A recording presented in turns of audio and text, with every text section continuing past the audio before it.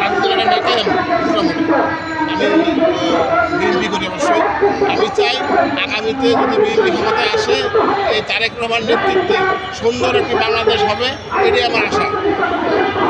বাংলাদেশে হানাহানি রাজনীতি করলে এই যে আমরা যারা যে হানাহানি রাজনীতি করে তাহলে তো এই আওয়ামী লীগের করবে আপনি কি চান? হ্যাঁ, ব্যবহার হবে কিনা এই ব্যাপারে আপনাকে বিএনপির কাছে চাওয়া কি?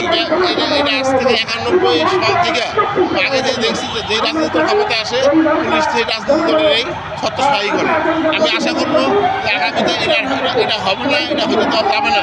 এটা দেওয়া হয় তাহলে কিন্তু বাংলাদেশের রাজনীতিতে আবার এই রাজনীতিতে শিক্ষাটা নেয়।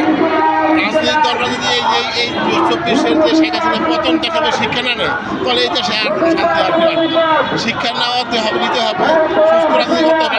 বাংলাদেশে অসুস্থ চলবে না।